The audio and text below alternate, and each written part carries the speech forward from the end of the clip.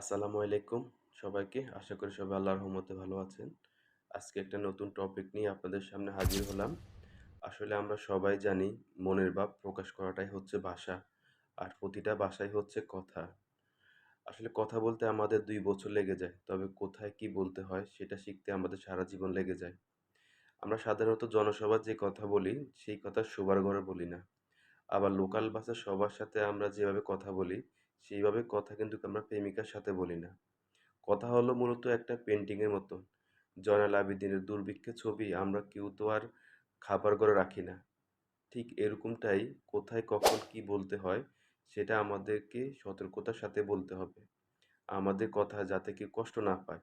আবার কারো দুঃখের সময় যাতে আমরা হাস্যকর কথা না বলি। তো এই সমস্ত জিনিসগুলো আমাদেরকে খেয়াল রাখতে হবে। শুধু বয়স বাড়ার সাথে, সাথে যে আপনি ম্যাচিউর হবেন তা কিন্তু না। আপনাকে আপনার ম্যাচুরিটির পরিচয় দিতে হবে। সেটা বিভিন্ন ব্যক্তির সাথে এবং বিভিন্ন পরিস্থিতির সাথে।